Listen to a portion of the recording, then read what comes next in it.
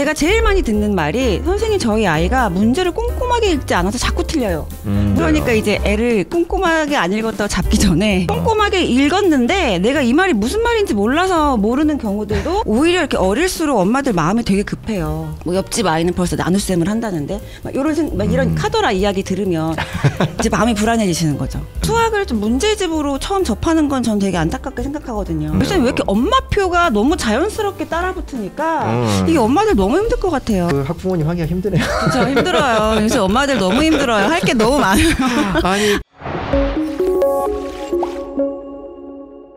네, 안녕하세요. 진행을 맡게 된 기파랑문해원 일산지경원 나득채 원장입니다. 특별한 손님을 모셨는데요. 초등수학 이렇게만 하면 됩니다라는 책의 저자이시고 그리고 유튜브 채널 목동 진주언니 채널을 운영하고 계시는 진주쌤 모셨습니다. 안녕하세요. 저는 올해로 이제 23년 차 됐고요. 하는 일을 이제 원래 본업은 초등수학 교재 개발하는 일을 하고 있습니다. 책으로 한 6권 정도 집필을 했고요. 초등수학 이렇게만 하면 됩니다라는 책이 이번에 나와가지고 우리 아이들 수학 이야기 좀 해보려고 초대받아서 나오게 됐습니다. 그리고 이제 소개해주신 것처럼 목동 진주언니 채널 운영하면서 여러 학부모님들하고 소통하고 있는 진주쌤 이상숙이라고 합니다. 진주쌤 모셔서 이렇게 좀 말씀을 좀 들어보려고 기획을 한 게 저희는 어쨌든 이제 국어 교육을 하고 있는 곳이니까 감히 건방지게 이제 제가 이제 뭐 국어 교육에 있어서는 좀 전문가다 말할 수 있겠으나 초등수학과 관련해 가지고는 제가 굉장히 무지합니다. 예, 잘 아는 게 없어요. 근데 어머님들께서 가끔씩 이렇게 또 문의들을 하시거든요. 네. 수학학원 어디 보내야 되냐, 수학 공부 어떻게 시켜야 되냐, 뭐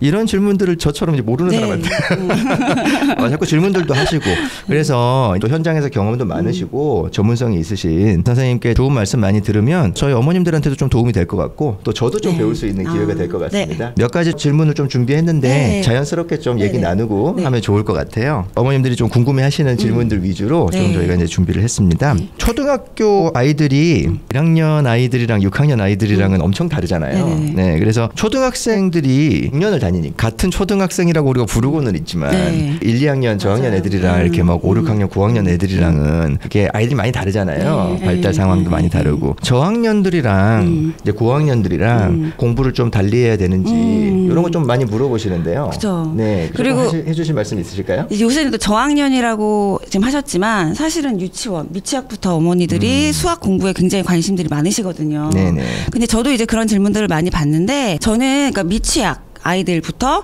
한 초등학교 1, 2학년 친구들까지는 너무 그렇게 막 교과 수학이나 심화 수학이나 어려운 시험에 이렇게 생각하지 마시고 실생활 속에서의 수학도 얼마든지 찾을 수 있다. 그래서 실생활 위주의 수학을 좀 강조를 많이 드리고요. 한 2학년 정도까지는 교과 진도에 막 그렇게 연연하지 않더라도 우리가 사고력을 키우는 그런 사고력 수학 위주의 학습을 해도 충분히 따라갈 수 있다. 이렇게 말씀드리거든요. 제가 이제 이렇게 이야기하면 학군지에서 온 선생님이 실생활 막 사고력 이런 이야기하면 약간 저게 뭔 소린가 할 테지만 이제 오늘 영상 이제 끝까지 보시면 어떤 게 중요한지 좀 아시게 될 것 같거든요. 그리고 뭐 학군지나 좀 교육에 관심이 있으시거나 아니면 아이가 조금 수학적 머리가 있다, 우리 아이는 좀 달려보겠다 하는 친구들은 저는 한 3학년부터는 교과 심화도 놓치지 말고 꼭 챙겨가라고 말씀드리거든요. 그 기준이 이제 3학년이 기준이 되는 거네요. 3학년을 기준으로 두는 이유가 이제 그때부터 좀 본격적으로 우리가 막 분수 이렇게 아이들이 어려워하는 지점들이 좀 나와요. 그래서 빠르면 3학년 그리고 늦어도 초등학교 5학년 때는 심화학습까지 탄탄하게 학습을 하면서 교육과정에 맞도록 이제 교과 학습 수학에 좀 집중을 하는 과정을 추천을 드리고 있습니다. 제일 어떻게 보면 좀 감이 없는 분야가 1, 2학년들의 공부예요. 그러니까 왜냐하면은 1, 2학년은 진짜 어리잖아요. 그래서 얘네들을 공부를 뭘 시키지? 라는 생각을 되게 많이 하거든요. 그래서 지금 이제 선생님께서 말씀하시는 게 1, 2학년 이제 저학년 혹은 이제 미취학일 때 이럴 때는 고학년들한테 하는 것 같은 것들을 지향할 필요가 있다는. 문제집을 그러니까 수학을 좀 문제집으로 처음 접하는 건 전 되게 안타깝게 생각하거든요. 그러니까 근데 이게 학부모님들이 오히려 이렇게 어릴수록 엄마들 마음이 되게 급해요. 되게 그렇죠. 급하고 저도 이제 질문을 막 들어보면 저희 아이가 시간이 없어서 지금 뭘 못 하고 있고 뭐 심화를 해야 되는데 시간이 없어서 이러거든요. 몇 학년이에요? 이러면 뭐 2학년, 3학년 이래요. 근데 2학년, 3학년 때 도대체 시간이 없으면 얘네들 앞으로 어떻게 하나 이런 생각을 많이 하는데 수학 문제집으로 수학을 수학을 이게 공부다 이렇게 생각을 하면 아이들 너무 재미없을 것 같거든요. 제가 생각해도. 네. 얘네들 앞으로 사실 우리가 초중수학에서 끝날 게 아니라 진짜 이제 중요한 거는 중학교, 고등학교에 가서 입시까지 탄탄하게 이제 가는 거고 입시에서도 수학이 굉장히 큰 비중을 차지하고 있는 과목인데 벌써 저학년 때 힘을 다 빼버리면 너무 이렇게 지겹게 공부하지 않아도 얼마든지 아이들이 선행이라는 개념을 가져갈 수 있거든요. 강의 같은 걸 나가면 실제로 교육과정 표를 어머니들한테 보여드려요. 그러니까 뭐 한 가지 예를 들면 제가 방금 실생활에서도 얼마든지 수학에 선행을 할 수 있다 말씀드렸는데 1학년, 2학년 친구들 중에 시계, 시각 이런 거 정확하게 우리 아이가 다 볼 수 있는지 달력, 1년의 개념 이런 거 일주일 뭐 그런 규칙 이런 것들 정확하게 다 하는지 이런 것들만 체크해 보셔도 아니면 돈 계산 쉽게 생각해 돈 계산 같은 거 아이들 사실 돈 계산만 해도 100원, 1000원 단위로 넘어가면 되게 큰 수거든요. 근데 그쵸. 이제 이런 것들 우리 아이가 생활 속에서의 수학도 제대로 인지하지 못하고 있는데 막 교과 수학 문제집 갔다가 문제 풀리고 채점하고 이런 게 사실은 크게 의미가 있을까? 장기적으로 봤을 때는 의미가 없다. 좀 재미있게 수학 정서 가져가면서 실생활 안에서도 얼마든지 좀 즐겁게 학습을 할 수 있다고 말씀을 드리고요. 제가 말한 이런 시계 보기, 달력 보기 이런 거 교육과정으로 치면은 2학년 2학기 후반, 3학년 초반 이럴 때 나오는 내용이거든요. 근데 우리 아이 뭐 유치원 때 이 친구가 시계 보기만 정확하게 가져가도 얘는 빨리 배운 거잖아요. 이런 식으로 따지면 되게 많이 할 수 있거든요. 어떻게 보면은 그것도 나름의 또 선행이라고도 할 수 있겠네요. 그렇죠. 근데 아이가 자기는 선행을 했다, 뭐 어려운 수학 공부를 했다라는 인식 없이 좀 자유스럽게 받아들일 수 있는 거죠. 그런 의미로 이제 저학년 때는 좀 재미있게 수학을 맞아요. 너무 지겨운 공부라는 생각 없이 할 수 있도록 도와주시는 게 저는 더 중요하다고 말씀을 드리고 3학년 이후 그다음에 늦어도 5학년부터는 교육과정에 맞춰서 수학에도 좀 속도를 낼 필요가 있다. 어머님들도 사실 이제 아이들은 처음 키워보는 입장인 경우가 많으니까 몇 학년 때 어떤 거를 배우고 이런 게 감이 좀 없잖아요. 그렇죠. 근데 이제 조금만 관심을 가지시면 우리 교육과정 편집표라든지 그다음에 특히나 이제 수학 같은 경우는 교과 과정이 뭐 우리는 1학년 1학기, 뭐 2학년 1학기 이런 식으로 교과가 딱딱 정해져 있잖아요. 그래서 몇 학년 몇 학기에 뭘 배우고 이런 것들은 좀 크게 가이드가 있으니까 그래도 좀 어머니들이 구별하시기가 쉬운데 오히려 이제 미취학으로 갈수록 없잖아. 잘 없잖아요. 교과서도 그쵸, 없고. 그쵸. 그러니까 더 마음이 급하신 거예요. 뭐 옆집 아이는 벌써 나눗셈을 한다는데 막 이런 카더라 이야기 들으면 이제 마음이 불안해지시는 거죠. 진짜 저도 잘 모르는 입장이에요. 아마 지금 이 방송을 보시는 어머님들보다 제가 더 모를 수도 있습니다. 네, 그래서 벌써부터 굉장히 그 공부가 되고 좋습니다. 결국은 이제 뭐 문제집 같은 거 막 이런 걸 통해 가지고 어린 아이들한테 막 처음부터 막 부담을 주고 좀 조심해야 된다는 입장이시잖아요. 네, 그러니까 원래 제가 하는 일이 문제집을 개발하는 사람이어서 네. 사실은 문제집을 많이 풀고 많이 팔려야 좋거든요. 근데 이제 그렇죠. 근데 저는 이제 저학년일 때는 저도 저학년을 위한 교재들을 집필을 많이 해서 제 책이 많이 나와 있어요, 시중에. 네. 그 책이 많이 팔리면 좋은데 문제집으로 아이들 수학 접하는 것보다 저학년 때는 생활 속에서 수학들을 좀 더 수학 정서 지키는 거에 더 초점을 맞추시는 게 더 필요하다고 생각을 해요. 얘기를 듣다 보니까 이제 자연스럽게 다음 질문으로 넘어가게 되는데요. 아이들한테 이제 뭐 문제집 같은 거 풀리고 채점해가지고 얼마나 맞추고 이런 거는 되게 직관적으로 보이잖아요. 네. 우리 아이가 잘 풀고 있구나. 네. 아, 우리 아이가 엄청 많이 틀리는구나. 이게 눈으로 보이는데 생활형으로 혹은 이제 뭐 개념 중심으로 좀 이제 이렇게 하는 것들이 바람직하다는 거는 많은 학부모님들도 공감을 하실 텐데 근데 그런 것들은 학부모님들 입장에서는 그걸 잘 이해를 했는지라든지 이런 거를 확인하기가 좀 어렵잖아요. 그쵸. 결국은 우리가 확인을 하고 싶어서 문제풀이를 하는 것도 있잖아요. 그렇죠. 네. 그러면은 아이가 그런 어떤 좀 개념을 좀 받아들였다든지 이런 거를 어떻게 하면은 좀 알 수 있을까요? 수학에서는 그런 말들 많이 들어보셨을 거예요. 개념 학습이 가장 중요하다. 네네. 근데 이제 지금 말씀해 주신 것처럼 우리 아이가 개념을 어떻게 잘 이해했는지를 사실은 파악할 수 있는 게 수학 문제를 풀어보는 거죠. 네. 근데 이제 여기서 중요한 게 수학 문제를 푸는 거에 대한 인식 자체를 우리가 올바르게 하고 있냐를 체크해 볼 필요가 있거든요. 학군지에서 수학 잘하는 아이들도 많이 지켜봤고 또 이제 그렇지 못한 아이들도 좀 봤는데 얘네들의 가장 크게 두드러지는 차이점 중에 하나가 수학 문제 푸는 거에 대한 인식이라고 해도 무방해요. 제일 그게 가장 컸거든요. 그러니까 이게 무슨 얘기냐면 수학을 잘하는 아이들, 개념 공부에 충실한 아이들은 수학 문제 푸는 것이 얘네들에게는 그 자기가 배운 그 개념을 확인하는 용도예요. 그러니까 그러니까 내가 이 문제를 풀어서 틀리고 맞고가 중요한 게 아니라 이 문제를 통해서 내가 배운 개념을 내가 이 문제 적용을 제대로 시켰냐, 이해했냐 이런 것들을 문제를 통해서 이제 확인하는 목적인 거고. 근데 이제 약간 그렇지 못한 친구들은 어떤 개념을 갖고 있냐면 수학 문제를 내가 일단은 풀어서 맞춰야 돼. 이게 이제 제일 큰 거예요. 그래서 뭔가 내가 제대로 개념을 알지 못했어도 감으로 풀었다거나 특히나 이제 초등수학은 막 그렇게 복잡한 문제들이 많지는 않으니까 숫자를 대입해서도 답을 찾아낼 수 있는 문제들도 많거든요. 그러면 내가 개념을 올바로 알지 못했더라도 내가 막 대입을 해서 맞췄어. 아니면 뭐 찍어서 맞췄어. 아니면 뭔가를 외워서 맞췄어. 이랬어도 이게 답이 맞으면 아 나는 맞았구나. 다 알아. 다 배웠다. 이렇게 생각하는 경향들이 좀 커요. 그래서 저는 이제 아이들도 그렇고 학부모님들도 수학 문제 푸는 거에 대해서 틀리는 거에 너무 그렇게 집착할 필요가 없다고 생각하거든요. 왜냐하면 이 문제 푼다는 거는 개념을 정확하게 알고 있는지 그러니까 확인하는 용도라고 생각을 하면 사실은 이 문제를 맞고 틀리고가 중요한 건 아니잖아요. 그쵸. 그래서 이제 그렇게 좀 관점을 문제집을 푼다, 수학 문제를 푼다. 요거는 이제 그런 식으로 좀 접근을 하는 게 올바른 개념을 학습할 때 되게 중요한 지점이 아닌가라는 생각이 들어요. 아이들을 이렇게 좀 학습 지도할 때 부모님들도 마음의 여유를 좀 가지셔야 될 것 그렇죠. 같은데요. 그리고 이제 애들도 그런 애들 많아요. 이렇게 X표, 틀린 표시 이런 거 문제집에 남는 거 싫어해가지고 못하게 하는 친구들 되게 많거든요. 그럼 또 이제 엄마도 아이들 눈치 보느라 막 X표 안 하고 별표, 뭐 하트, 뭐 예쁜 표시 막 이런 것들 막 해주시는데 사실은 그게 틀리는 거에 대한 두려움이나 틀리는 거에 대한 안 좋은 그런 감정이 없다면 사실 그런 일도 생기지 않거든요. 그러니까 우리가 수학 문제를 푸는 거, 특히나 문제집을 푸는 거는 사실은 내가 틀리려고 푼다라고 생각해도 크게 문제 없잖아요. 이거 그쵸. 내가 뭐 어디 가서 누구 보여줄 것도 아니고 대신 내가 배운 개념을 이 문제를 통해서 제대로 정확하게 알고 가는 게 중요하다. 이제 이렇게 생각하시는 게 필요할 것 같아요. 어린 학년일수록 그런 작은 것들에 어떻게 보면 더 예민하게 받아들이고 또 작은 칭찬에도 엄청 또 이렇게 기뻐하고 이런 게 있으니까 학년 때에 따라서 좀 다르긴 할 텐데 저 같은 경우는 중학생들이나 초등학교 고학년 학생들 같은 경우는 좀 그렇게 하거든요. 공부할 때 틀리는 게 부끄러운 일이 아니다. 그렇죠. 그러니까 오히려 틀릴수록 좋다. 네, 맞아요. 왜냐하면은 공부를 하면서 뭔가 내가 이해를 했는지 확인하기 위해서 문제를 풀 때는 틀린 게 나왔다는 건 고치는 과정에서 놓쳤던 거를 또 그렇죠. 공부할 수 있는 기회인 그렇죠. 거지. 그게 부끄러운 일이 아닌 건데. 네, 근데 이제 그건 이제 어른의 생각이고 아이들 입장에서는 이제 옆에 친구들은 동그라미 치는데 이제 자기만 이렇게 쫙 긋고 이러면 기분이 상하니까 그건 되게 이해가 되거든요. 그쵸. 아이들 입장에서는. 근데 저는 그런 얘기도 해줘요. 야, 네가 문제집 사가지고 이거 다 맞았잖아? 그럼 약간 돈 아까운 거야. 맞아요. 왜냐면 이거 다 아는 문제인데 돈 주고 문제집 사가지고 다 맞히면은 이거 좀 틀려야 네가 더 얻어가는 게 있으니까 가성비를 생각해도 틀려도 괜찮아 이런 얘기 해줘요. 네네네. 이제 그런 좀 다른 시각으로 접근을 해보는 것도 도움이 될 것 같아요. 진짜 신기하네요. 저도 그런 얘기 합니다, 애들한테. 아, 그래요?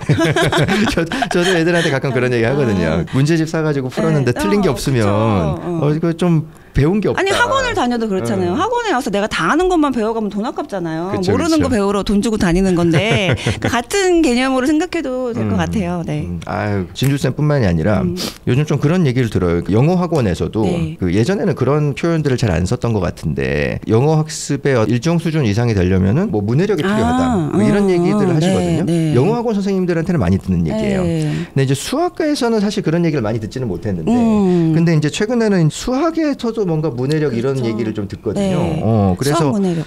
저처럼 이렇게 이제 수학 교육에 무지한 자들의 입장에서 보면 영어는 또 이해가 되죠. 영어는 어쨌든 글을 읽고 푸는 문제니까 그렇게 이해가 되는데 수학에서 문해력이라는 게 뭐지라는 생각이 좀 들거든요. 네. 그래서 혹시 알기 쉽게 좀 풀어 설명을 좀 해주시면 좋을 것 같아요. 수학 문해력 이야기를요. 저도 이번에 나온 제 책에도 좀 다뤘어요. 네네. 왜냐하면 제가 되게 많이 듣는 질문이 여기 국어 선생님 나와 계시니까 선생님 책을 많이 읽으면 수학 잘한다고 해서 저희의 책 되게 많이 읽었거든요. 근데 얘 수학 못해요. 왜 그런 거야? 이런 질문을 너무 많이 받아가지고 그 부분에 대한 이야기를 좀 하고 싶어서 저도 수학 문해력이라는 표현을 썼는데 그냥 우리 학부모님들 이해하시기 쉽게 수학에서의 문해력이라고 하면 그거죠. 말 그대로 수학 문제를 봤을 때 이 문제에서 나에게 요구하는 게 뭔지 그리고 그걸 해결하기 위해서 내가 어떤 방법들을 생각해내야 되는지 이제 이런 것들을 파악하는 능력이라고 이제 생각하시면 좀 쉽게 이해가 되실 건데 근데 이게 약간 독서만 잘한다고 해서 이런 수학 문해력이 생기냐 아니면 수학을 잘하게 되냐 이렇게 질문을 하면 저는 아니라고 하거든요. 수학의 문장을 읽는 방법이랑 책을 읽는 방법이랑은 문장을 읽는 방법이 좀 달라요. 책을 읽을 때는 내가 막 얘를 막 밑줄을 쳐가면서 분석적으로 읽지 않아도 눈으로만 이렇게 대충 흐를 읽듯이 읽어도 내용 파악에는 크게 문제가 없잖아요. 그렇죠. 근데 이게 수학 문제를 풀 때는 요구하는 게 뭔지 제시된 조건들이 뭔지를 좀 분석적으로 찾아가면서 따지는 연습이 필요하거든요. 그리고 그런 것들을 알려면 문제를 좀 분석적으로 읽는 연습도 필요하고 이게 독서만 한다고 그런 것들이 자연히 생기는 건 아닌 것 같다. 물론 독서를 하면 이해력도 넓어지고 어휘력도 넓어지고 뭐 이런 되게 다양한 독서의 장점이 있잖아요. 네. 그러니까 저는 그런 독서의 장점은 당연히 필요하고 플러스 거기에 수학은 사실은 이런 이해력이나 어휘력보다는 가장 중요한 거는 문제를 해결하는 능력이 필요하잖아요. 그 문제 해결 능력은 따로 또 연습을 통해서 키워야 된다고 생각을 해서 수학 문해력은 우리가 일반적으로 생각하는 그런 독서, 읽기 여기에 플러스 수학 문제를 좀 분석하는 요 연습이 좀 필요하다라고 말씀을 드려요. 맞아요. 근데 이제 얘기를 듣고 보니까 디테일은 다르겠지만 본질적으로는 국어 공부랑 또 비슷하네요. 왜냐하면은 많은 또 어머님들이 하시는 오해 중에 하나가 어렸을 때 독서를 많이 하면 국어는 자연스럽게 잘할 거라고 생각하지만 국어도 마찬가지로 이제 문제를 푸는데 그 문제 발문을 이해하는 건 결국 이제 문제 해결 과정으로서의 독서니까 일반적인 독서랑은 좀 또 결이 다르잖아요. 그러니까 그건 그거대로 훈련이 필요한 건데 그냥 책을 많이 읽은 아이니까 당연히 지문도 잘 읽고 문제도 잘 풀 거라고 생각하는 또 경향이 있는 거죠. 얘기를 듣고 보니까 결국은 문제 해결을 위한 어떤 읽기 능력이 필요하다면 문해력이 필요하다면 수학도 마찬가지겠다. 근데 특히나 수학은 문제 안에 숫자들이 또 있잖아요. 네, 그렇죠. 그 한글만 있는 게 아니라 그러면 이제 그런 숫자들을 또 우리가 읽는 방법은 다르니까 이제 그런 것들도 필요하고 그 다음에 수학에서의 용어들이 좀 있어요. 그렇죠. 우리가 일반적으로 쓰는 일상 용어와 조금 다르게 쓰이는 용어들도 있거든요. 그러니까 이제 그런 수학 전문 용어들 이런 것들도 우리 아이들이 좀 정확하게 알고 있어야 되는 것도 있고. 근데 이제 그런 경우 있죠. 그러니까 1학년 뭐 2학년 이런 친구들 같은 경우에 제가 실제로 문제집에서 질문을 받은 경우인데 빨간색 신발이 한 켤레가 있고 뭐 노란색 신발이 5켤레가 있다. 전체 신발이 몇 켤레냐 뭐 이런 질문이 있으면 아이가 켤레라는 말을 단어를 모르는 거예요. 그럴 수 있죠. 그렇죠. 그러면 이거는 사실 이런 경우에는 일상 용어에 대한 어휘력이 좀 부족하니까 이럴 때는 독서를 통해서 어휘력을 확장시킨다거나 어떤 배경 지식을 늘린다거나 이런 거는 도움이 되겠죠. 근데 이제 우리가 일상 용어랑 다르게 쓰이는 수학적 용어들이 또 있어요. 그렇죠. 밑면이라는 걸 생각을 해보면 우리 일상적으로는 밑면이 밑에 있는 면이잖아요. 그렇죠. 근데 수학에서는 밑면이 밑에 있는 면만을 의미하지는 않거든요. 그러니까 예를 들어 뭐 각기둥에서는 위에 어느 면이나 다 밑면이 될 수 있기 때문에 이렇게 일상적으로 쓰는 용어와 수학 용어가 좀 다른 경우들도 있어요. 이제 그렇기 때문에 수학 용어도 정확하게 좀 알고 있어야 이런 거에 도움이 된다는 거죠. 다른 과목에 비해서는 좀 추상적인 분야니 있다 보니까 수학만의 개념적인 언어들 이런 것들에 대한 이제 이해도 같이 필요하고, 쌓이는 게 어떻게 보면 수학 문해력이라고 할 수 있겠네요. 이렇게 말씀을 들어보니까 수학 공부가 만만치 않긴 하네요. 만만치 않긴 하네요. 사실 저학년이나 초등학부모님들한테 되게 저는 강조드리고 싶은 게 막 교과 진도를 어디까지 나가서 내가 초등학교 때 막 중학교 고등학교 진도를 나가고 있어요. 뭐 이런 게 사실 중요한 게 아니라 이런 거부터 지금 뭐 수학 문해력 이런 것들 기본적인 우리 아이가 제대로 용어를 알고 있는지 이런 점검부터 시작이 돼야 되는데 그런 것들은 사실 간과하시고 문제집으로 몇 건을 풀었고 내가 어디를 진도를 나가고 있고 이제 여기에만 이제 초점을 맞추니까 그런 게 조금 이제 나중에는 부작용을 가지고 올 수도 있다. 수학 문제를 틀리는 게 사실은 말을 정확하게 이해를 못해서일 수도 있는데. 그쵸. 근데 이게 약간 아이들도 억울할 것 같은 게 제가 제일 많이 듣는 말이 선생님 저희 아이가 문제를 꼼꼼하게 읽지 않아서 자꾸 틀려요. 문제를 대충 읽어서 자꾸 틀려요. 이런 말씀 되게 많이 하시는데요. 이 친구가 정말로 문제를 대충 읽어서 틀린 건지 얘가 꼼꼼하게 읽지 않아서 틀린 건지를 다시 한번 살펴보실 필요가 있어요. 맞아요. 꼼꼼하게 읽었는데 내가 이 말이 무슨 말인지 몰라서 모르는 경우들도 생각보다 많거든요. 맞아요. 그러니까 이제 애를 꼼꼼하게 안 읽었다고 잡기 전에 문제점이 뭔지는 좀 다시 한번 파악을 해보실 필요가 있습니다. 어머니들이 흔히들 이제 수학은 문제를 많이 풀어야 되는 과목 이라고만 생각을 하시고 자꾸 이제 문제 위주로 접근을 하시니까 그래서 여러 전문가 선생님들 저도 마찬가지고 개념 학습이 중요하다 이런 이야기를 하는 이유가 이제 거기에 있어요. 네. 비슷한데 좀 다른 질문 같아요. 네. 수학 문해력이라는 거에 대해서 한번 좀 질문을 드려봤던 건데 특히 수학이라고 하면 뭔가 이렇게 좀 사고력, 창의력 뭔가 이런 것과 관련 있는 과목이라고 많이 생각하잖아요. 네네. 사고력 수학이라는 말을 많이 쓰는데 그게 어떤 의미라고 우리가 이해를 해야 되는 건지 조금 설명을 듣고 싶어요. 이게 우리 세대라고 하면 나이가 너무 나오나? 우리 세대에는 사실 사고력 수학이라는 말이 없었어요. 옛날에는 그런 말 쓰지도 않았죠. 네, 그리고 그런 학원도 없었고 교재도 없었고. 근데 이제 이런 사고력 수학이라는 타이틀로 이제 책들도 많이 나오고 학원들이 또 많이 생기고 이제 그러는데 사실 저도 아까 처음에 시작할 때 저학년 아이들인 경우에 사고력 위주의 그런 걸 키워주는 학습을 하세요라고 이제 말씀을 드리면 또 어떤 오해들을 하시냐면 그러면 사고력 학원 보내라는 얘기인가? 라고들 생각하시는 분들도 많으세요. 근데 사고력이 이제 말 그대로 그거죠. 우리가 생각하는 힘. 그거를 키우는 과목이 이제 수학인 거죠. 그래서 어떤 분들은 무슨 사고력이 따로 있냐, 수학이 다 사고력이지 라고는 말씀하시는데 또 이제 요즘 트렌드는 이제 그런 것들을 특히 또 특화시켜서 개발된 여러 교육 자료나 뭐 학원이나 시스템이나 교재들이 많기 때문에 저는 이제 그런 것들을 활용하는 것들은 되게 찬성이에요. 그래서 저학년 때는 내가 어떤 방법을 선택을 하든 꼭 학원을 가지 않더라도 교재를 선택하든 어쨌든지 간에 아이들의 사고를 확장시켜 줄 수 있는 거에 집중하시는 게 굉장히 도움이 된다라고 이제 강조를 계속 하고요. 초등 시절은 뭔가 시험이 있는 것도 아니고 내가 당장 어떤 걸 막 준비해가지고 결과를 막 지금 내야 되는 그런 시기가 아니잖아요. 그렇죠. 사실은 입시죠. 단기 1차 목표를 생각하면 대입에 성공하기 위해서 우리 아이들이 수학을 쭉 끌고 가야 되는데 그때 필요한 어떤 역량을 키우는 시기라고 생각을 하시면 좋을 것 같아요. 그래서 저는 수학적 사고력에 집중하는 학습들을 초등 시절에 많이 해주세요라고 하는데 이게 이제 저학년 때는 좀 교육과정에서 가르치고 있는 내용 자체가 보면은 크게 그렇게 어려운 문제들이 아니어서 교과서나 뭐 문제집만 가지고 문제를 풀 때 깊은 사고를 요하는 문제들이 많진 않아요. 그것만 봐서는. 그렇기 때문에 아이들이 다양한 방법으로 생각해 볼 수 있는 그런 문제들 아니면 열린 답을 요구하는 그런 문제들은 시중에 이제 사고력 교재라고 나오는 그런 교재들에서 좀 많이 찾아볼 수 있거든요.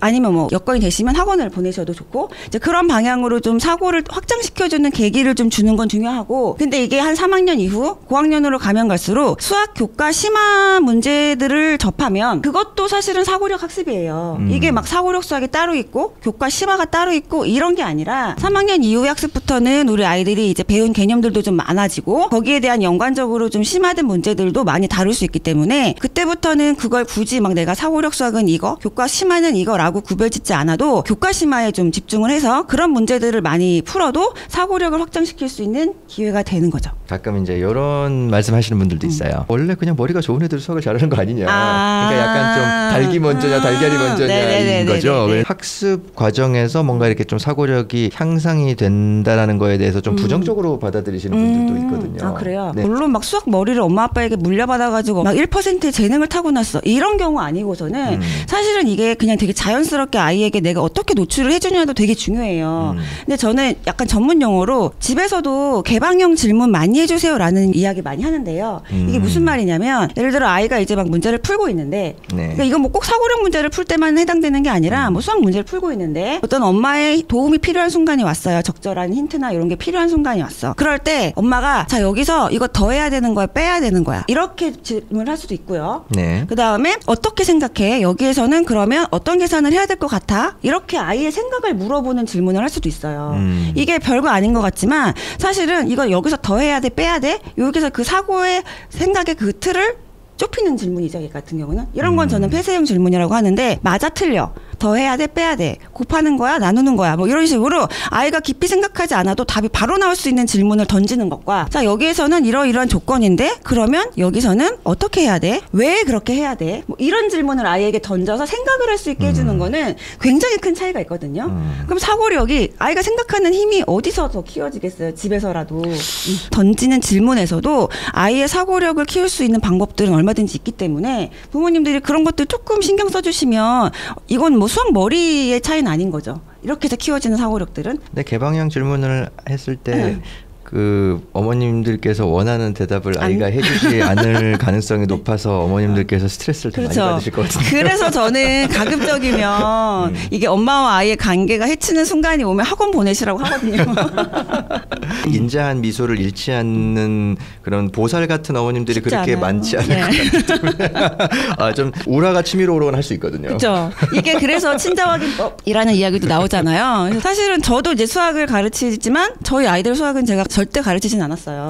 네, 그 다 이유가 있더라고요. 학원을 되게 추천 많이 하고요. 네, 근데 요즘에는 엄마표들 많이 하시잖아요. 대단한 부모님들 많으시더라고요. 끝까지 인자한 미소를 잃지 않고 기다려 주시는 분들도 계세요. 그래서 내가 자신 있다 하시는 분들은 이런 방법 좋다라고 말씀을 드리죠. 수학을 이제 뭐 학원 같은 데 가서 하거나 하면은 뭐 학원에서 뭐 자체적으로 만들어서 뭐 교재를 쓰는 경우들도 있고 아니면 뭐 시중에 나와 있는 문제집 같은 걸 활용하기도 하잖아요. 근데 보통 이제 교과서를 활용하진 않지 않습니까? 그렇죠. 일반적으로. 선생님 생각하실 때 수학 교과서를 학습에서 활용하는 거 그리고 또 문제집을 활용하는 거 좀 밸런스가 있어야 될 것 같거든요. 요새는 이런 매체들이 되게 많으니까 유튜브나 인스타나 사실 교육 전문가를 언제 어디서나 만날 수 있죠. 여러 교육 전문가들이 교과서의 중요성을 굉장히 많이 강조하세요. 이제 그러니까 저한테도 질문들을 되게 많이 해요. 교과서가 중요하다고 하는데 그리고 저도 마찬가지로 저한테 만약에 개념 학습을 할 때 가장 좋은 교재가 뭡니까? 라고 할 때는 교과서라고 말씀을 드리거든요. 그러니까 제가 이제 교재 개발을 오래 해온 사람으로서 저희도 문제집을 집필을 하고 개발을 할 때 가장 기본이 되는 책은 교과서예요.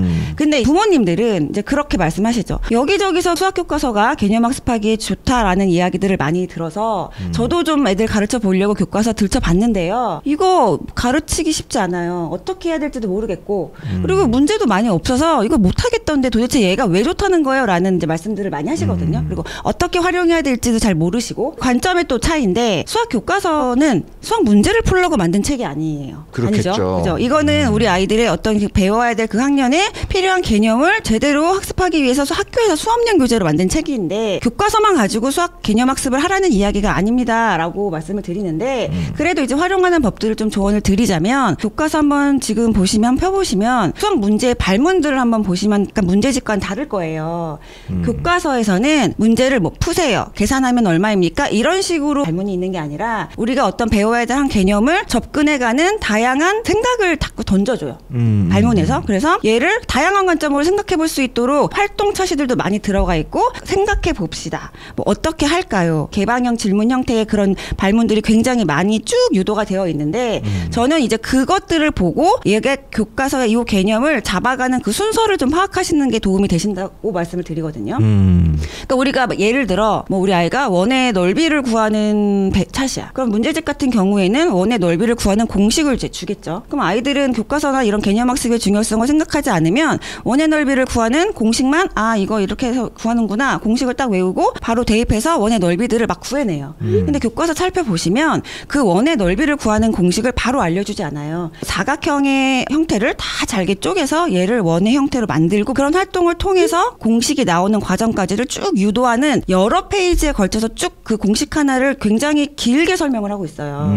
그러면 흐름을 좀 파악을 하시면 그래서 이러한 과정 때문에 이러한 결과가 나왔구나를 좀 보시면 이 공식이 왜 나왔는지도 다시 한번 살펴볼 수 있고 그게 사실은 증명인데 그런 과정들을 교과서를 통해서 우리가 흐름을 좀 파악하는 데는 도움이 되죠. 그래서 저는 이제 그런 식으로 활용을 하시고 실제로 이제 문제풀이나 내가 배운 개념을 적용하는 것들은 요즘에 이제 문제집들 되게 많이 잘 나와 있으니까 그때 가서는 이제 문제집을 활용하시는 게 도움이 되는 거죠. 지금 시청하시는 학부모님들한테 제가 조금만 더 덧붙이면 그런 것도 있는 것 같아요. 어머님들이 교과서를 가지고서 이제 아이들을 지도하는 게 또 어렵다고 느끼는 이유 중에 하나가 이게 교과서라고 하는 건 어쨌든 학년에 따른 그 발달 정도를 기반으로 해가지고 만들어지는 텍스트거든요. 그러다 보니까 학년이 낮아질수록 그 과정이 좀 소모적으로 보일 수 있어요. 어른의 시각으로 보면은 뭐 이렇게까지 풀어놨나 싶은 과정들이 되게 많거든요. 근데 그 정도 나이대 아이들은 그렇게 해야지 개념에 더 편하게 접근할 수 그렇죠. 있다고 생각해서 그렇게 네. 교과서가 설계가 된 거거든요. 어른들의 입장에서 보면 오히려 저학년 교과서일수록 교과서를 가지고 어떻게 해야 될지가 막막해지는 게 사실입니다. 근데 사실은 그 교과서 되게 좋은 교과서를 가지고 학교에서 이미 훌륭한 수업을 하고 있어요. 맞아요. 교과서는 학교에서 수업을 위한 교재지 이거를 집에서 뭔가 자습용 또는 문제풀이용으로 활용하라고 만든 책이 아니기 때문에 맞아요. 너무 교과서가 좋다고 하는데 내가 이걸 어떻게 활용할까에 막 그렇게 집중해가지고 고민을 하실 필요는 없을 것 같습니다. 맞아요. 학교에서 활동은 여러 아이들과 함께 활동을 할 것이고 이제 수업 시간에 다 활용이 되고 있기 때문에 네, 저는 이제 그거에 대해서 또 너무 그 부분에 또 요새 교과서가 중요하다고 하는데 여기에 또 이렇게 집착하실 필요는 없을 것 같아요. 맞아요. 항상 이게 뭐가 좋다더라라고 하면 또 너무 거기에 또 꽂혀서 네. 아 그러면 이제 문제집 많이 풀리지 말고 교과서를 계속 보게 해야 되겠다. 또 이렇게 또 생각하실 수도 네. 있는 거라서 그렇게까지 생각하실 필요는 없다는 거죠. 네. 이미 학교에서 충분히 좋은 수업을 받고 있다 우리 아이들.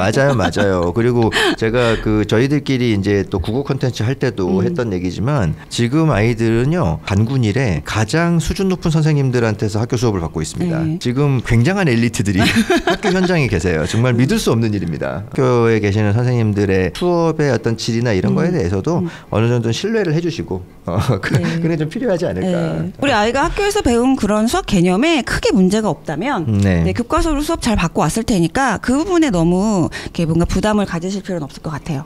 선생님 그러면요 저희 학부모님들이 가장 궁금해하는 것 중에 하나인데 우리 아이가 어쨌든 좀 수학을 알아서 좀 흥미를 가지고 이제 열심히 해주면 참 좋겠지만 수학을 흥미를 갖고 스스로 열심히 하는 아이는 매우 적단 말이에요. 네. 대부분의 아이들은 수학을 그렇게 썩 사랑하지 않거든요. 그래서 우리 아이가 좀 수학에 흥미를 가지고 접근할 수 있는데 도움이 될 만한 뭐 책이나 뭐 문제집이나 뭐 이런 것들이 좀 있으면은 뭐 한두 가지라도. 그러니까 이 질문이 왜 안 나오나 했어요. 왜냐면 제가 이제 하는 일이 교재 개발하고 있다 하면 가장 많이 듣는 질문이 사실은 선생님 어떤 문제집 좋아요? 이 질문이거든요. 맞아요. 문제집 추천 좀 해주세요. 이건데 근데 이제 저는 그러면 추천을 해드리지 않아요. 저는 문제집 추천을 해드리지 않아요. 왜냐하면 수학 문제집은 우리 아이의 지금 현재 상태나 수준이나 목적이나 이런 것들에 따라서 굉장히 선택이 다양하거든요. 근데 제가 어떤 문제집 좋아요라고 이야기를 한다고 해서 그 친구한테 그 문제집이 지금 맞는다는 보장도 없고 그다음에 지금 선택한 이 교재가 앞으로도 계속 좋다는 것도 아니거든요. 문제집과 우리 아이의 수준은 계속 주기적으로 체크하면서 바꿔야 된다고 말씀을 드려요. 그래서 제가 이런 책, 자녀교육서 같은 거를 집필하는 이유도 문제집이 어떤 게 좋냐를 추천하려고 하는 게 아니라 어머니들한테 필요한 거는 지금 현재 우리 아이의 수준 파악하는 방법이라든지 그다음에 그렇게 해서 수준을 파악했을 때 현재 상태에서 그러면 우리 아이에게 적당한 교재가 어떤 건지를 어머니들이 찾으실 수 있는 그런 노하우가 필요한 거지 제가 지금 어떤 문제집이 딱 좋아요 이렇게 추천해 주는 건 크게 장기적으로 도움이 되지 않거든요.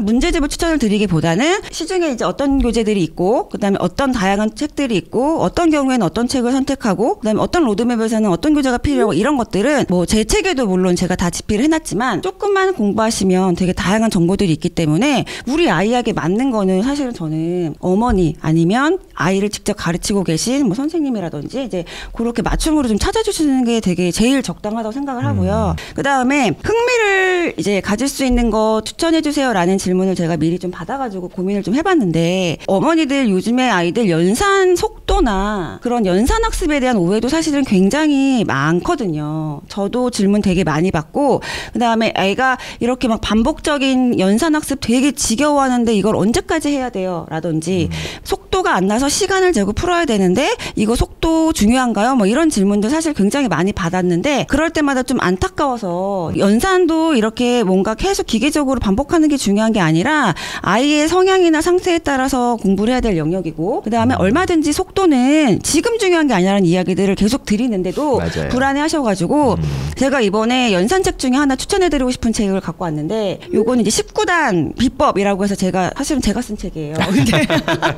근데 제가 여기서 왜 추천을 하냐면 자꾸 속도 하니까 근데 우리가 뭐 두 자릿수 곱하기 두 자릿수의 곱셈을 계산을 할 때 실수하면 안 돼 빨라야 돼 하면서 계속 재미없는 방법들을 많이들 연습을 시키는데 그렇게 하지 않아도 좀 다른 방향으로 연산을 바라보면 빠르고 쉽게 특히 속도도 빠르게 3초 만에 계산할 수 있는 방법들을 소개하고 있는 책을 제가 집필을 했어요. 그래서 이렇게 좀 간식처럼 우리가 주식 수학은 밥이지만 예를 들어 교육과정에 맞는 수학의 알고리즘이지만 간식처럼 다른 방법으로 생각해보면 3초 만에 답이 나오는 이런 계산법들도 좀 재미있게 학습시켜줄 수 있는 문제집. 요거 하나 좀 추천을 드리고 싶고요. 단행서들 되게 아이들한테 읽혀보면 수학의 흥미를 일으킬 만한 책들 추천해주세요 라는 이야기를 좀 많이 듣는데 한 가지 추천해드리고 싶은 게 수학 전문 책방이 또 있어요. 그래서 수학 책만 좀 아이들의 북돋아줄 수 있는 수학 교재 문제집이 아닌 수학 책만을 좀 전시해놓고 파는 수학 전문 책방이 있는데 그 운영자분들 두 분이서 집필한 책이 있거든요.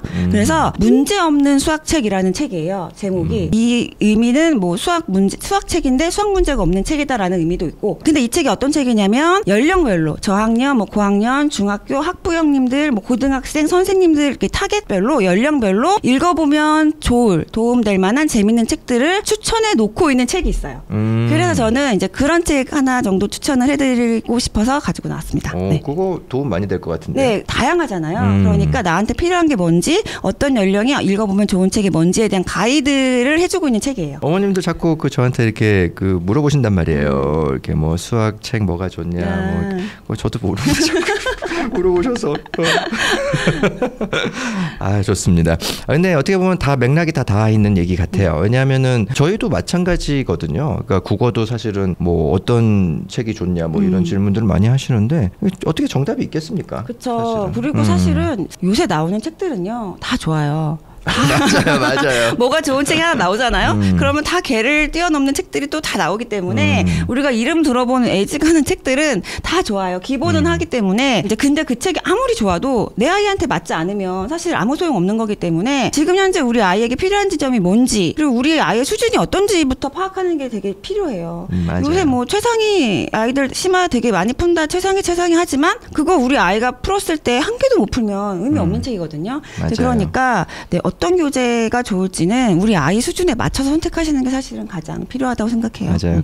무리하게 그거를 하는 거죠 또. 네. 그러니까 사실은 그러면은 또 자기 수준에 맞는 걸 또 먼저 하고 그런 과정이 필요한 건데 너무 이제 좀 사람들이 그 책이 또 좋다고 하면 당연히 하는 걸로 인식하고. 그러니까 특히 수학도 그래요. 뭐 심화 되게 중요하다고 해서 최상위, 최고 이런 식으로 뭔가 최상, 최고 이런 타이틀이 들어있는 책이 우리 아이의 책상에 좀 꽂혀 있어야 엄마 마음이 편해지는 거죠. 아, 그렇죠. 왠지 그래야지 왠지 우리 아이도 상위권이라는 어떤 느낌이 확 들고. 근데 그게 이제 오히려 아이의 수학적 자신감을 떨어뜨릴 수도 있기 때문에 그런 거에 연연해 하시는 거는 정말 도움이 안 된다고 생각해요. 아, 좋습니다. 어쨌든 이거는 공부니까 또 어머님들께서 많이 또 이제 걱정을 하시는 것 중에 하나가 이제 한 학기가 끝나고 또 한 학년이 끝나서 다음 학년으로 올라가고 요런 이제 시기가 되면 지금 우리 애가 좀 어느 정도까지 돼 있는지 이런 것들을 조금 체크를 해보고 싶은 마음들이 다 있는데 막상 이제 어머님들 입장에서는 어떻게 이거를 잘 좀 점검을 할 수 있나 걱정 많이 하신단 말이에요.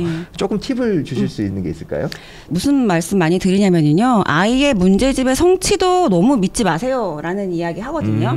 그러니까 그렇게 엄마들도 수학 관심이 많으시면 몇 % 나와야 성취도 되는 거예요. 뭐 이런 이야기들을 많이 하셔가지고 뭐 80% 나와야 돼요. 뭐 100% 나와야 돼요. 이렇게 막 성취도로 또 알려줘야 마음을 편해하시는 분들이 계시는데 그 성취도도 사실은 그렇게 크게 믿을 거는 못 된다라고 말씀드려요. 왜냐하면 약간 교재들 특성에 따라서 성취도가 아이의 실력보다 더 잘 나오는 교재들이 있어요. 어떤 예를 들면 뭐 문제 유형서 같은 경우에는 문제 유형들마다 이제 다 이렇게 분류를 해가지고 그 연습을 시키는 교재들이기 때문에 이게 어떤 문제 유형인지가 문제집에 이렇게 다 나와 있어요. 헤드에. 그러면 애들이 그거를 보고 유추해서 푸는 경우도 상당히 많거든요.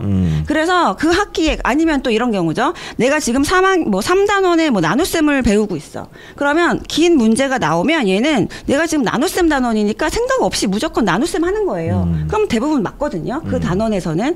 그래서 각각의 단원들은 성취도가 굉장히 높게 잘 나왔을 수가 있기 때문에 한 학기 또는 뭐 한 학년이 끝났을 때 점검 차원으로 제가 추천하는 방법은 누적 테스트를 꼭 해보시라고 말씀을 드려요. 특히 맞아요. 단원 섞여 있는 문제들로. 그래서 아이가 여러 단원이 섞여져 있는 그런 혼합된 문제에서도 성취도가 잘 나오는지 그다음에 이런 힌트나 이런 거 없는 상황에서 약간 테스트지 같은 걸 가지고 좀 풀어보는 것들을 좀 추천을 많이 드리죠. 그건 좀 필요한 것 같아요. 이제 그런 것들이 사실은 우리가 앞에서 이야기했던 쭉 왔던 그런 개념학습과도 연결된 이야기인데 문제를 그냥 단순히 내가 풀어서 맞췄다 하면은 된다고 그런 인식 때문에 얘가 이제 맞았으니까 나는 다 안다고 생각하고 넘어왔을 확률이 큰 거죠.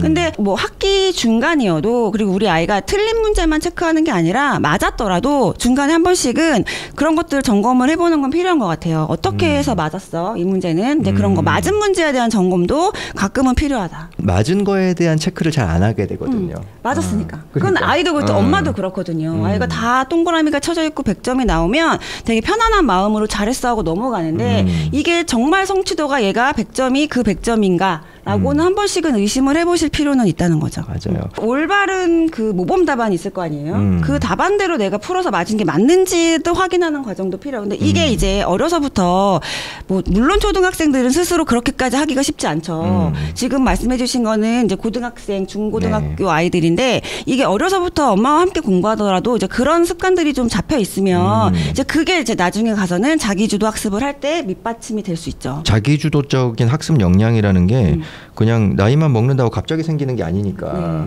그게 조금씩 그런 것들이 쌓이면 그게 나중에 되게 큰 도움이 될 것 같아요. 요즘은 또 대학 입시 같은 데서도 어떻게 보면은 학생부 종합전형이나 이런 데서도 그 역량을 되게 중요하게 보잖아요. 네네. 지금은 그게 트렌드인 것 같기도 하고. 근데 참 여기까지 이렇게 말씀을 듣고 보니까 그 학부모님 하기가 힘드네요. 그렇죠, 힘들어요. 요새 엄마들 너무 힘들어요. 할 게 너무 많아요. 아니, 알아야 될 것도 많고 너무 힘들어요. 요즘은 학부모님들이 뭐 본인 뭐 일하는 것도 힘드시고 요즘은 또 맞벌이들 많이 하시니까 많이 어머님들도 많이 일하시는 어머님들이 많잖아요. 아니, 요새 왜 이렇게 엄마표가 너무 자연스럽게 따라붙으니까 이게 엄마들 너무 힘들 것 같아요. 그러니까요.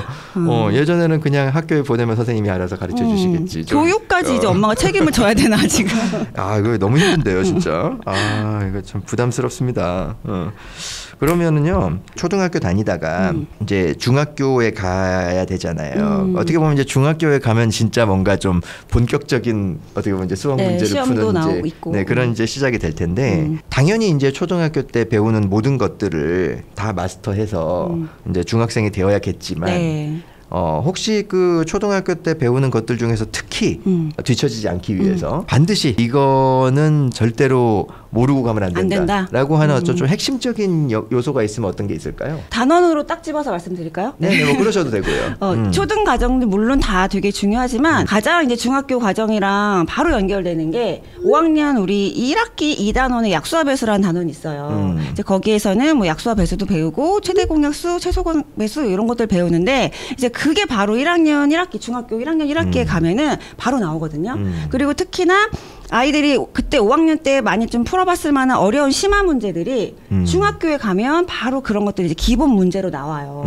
그렇기 때문에 저는 그래서 제가 5학년부터는 늦어도 심화 학습을 좀 하고 가세요라고 말씀을 드리는 게 그렇게 바로 우리가 중학교 수학에서 연결되는 단원들이 나오니까 그래서 첫 번째 단원은 저는 약수와 배수 단원을 꼽고요. 네네. 네, 두 번째는 6학년 이제 1학기에 배우는 분수의 나눗셈. 그거는 이제 중학교에 뭐 우리 유리수가 처음 나오니까 유리수, 뭐 유리수의 계산 이런 것들 확장 버전에 꼭 필요한 단원이 이제 분수의 나눗셈이니까 그 부분에도 뭔가 구멍이 없어야 되고 특히나 여기서 아이들이 많이 헷갈려하는 게 우리가 나눗셈을 배울 때 자연수의 나눗셈에서는 상식적으로 그냥 나누기를 하면 당연히 몫이 작아진다라고 생각을 하는데 이제 분수의 나눗셈부터는 그렇지 않잖아요. 그렇죠. 나눠도 수가 더 커질 수가 있다라는 것들을 아이들이 이제 개념을 좀 정확하게 알고 가는 건 되게 중요하고 이제 마지막 단원이 뭐 비와 비율, 비례 배분 이런 거 배우는 단원들이 있거든요. 이제 걔는 중학교에 가서 이제 방정식의 기본으로 이제 활용이 되는 단원들이고 특히나 이제 비례식이나 비례 배분 같은 단원은 초등학교 때 배우고 안 나와요. 안 나오는데 걔가 하지만 그 개념은 계속 활용이 되는 거죠. 심지어 그거는 국어에서도 중요합니다. 네. 그래서 이제 비례식과 비례배분 요 단어는 초등학교 때 한번 배워놓을 때 정확하게 제대로 탄탄하게 해놓고 넘어가는 게 필요하다라고 말씀을 드릴 수 있을 것 같아요. 네, 진짜 되게 너무 와닿는데요. 네, 그렇죠. 왜냐하면은 그 지금 말씀해주신 게 딱 그 수학이 안 되는 애들이 못하는 것들인 것 같아요. 제가 예전에 그 고3 학생 수학과외를 한 적이 있는데 그 친구가 딱 그런 걸 못했어요. 이 친구가 이제 중학교 때부터 수학을 놓은 친구였는데 뒤늦게 공부를 하겠다고 하는 친구였는데 진짜 지금 말씀하신 것들을 딱딱 정확하게 그 부분을 전혀 모르더라고요. 그래서 저는 그냥 창피하더라도 초등학교 문제집부터 다시 공부해라고 조언하거든요. 집에서 아니면 달력으로 표시를 쌓아 막 이런 얘기도 해요. 안 보이게. 그래서 그냥 그 개념이 초등교육과정 때 제대로 안 잡혀 있다면 지금 현재 우리 아이가 중학생이어도 저는 그 과정부터 다시 돌아가서 공부하는 거 되게 중요하다고 생각해요. 좀 가려운 데를 되게 긁어주시는 느낌인데요. 아, 도움이 되시는 것 지금 이제 아마 지금 방송 보시는 어머님들도 아 그렇지 맞아 이렇게 생각하시는 분들 되게 많을 것 같거든요. 아 도움이 되시면 좋을 것 같아요. 네. 그래서 오늘 그 선생님 모시고 진주쌤 모시고 오늘 좀 그 어린이들 이제 수학 공부와 관련해가지고 우리가 좀 필요성은 느꼈지만은 좀 뚜렷하지 않았던 것들 그런 것들에 대해서 좀 도움이 될 만한 좋은 말씀들 많이 들어본 것 같습니다. 진주쌤 너무 감사드리고요. 네, 고맙습니다. 저희는 또 끝이 아닙니다. 네. 다음 편에서 네. 다시 또 만나도록 하겠습니다. 네, 고맙습니다. 여러분 감사합니다.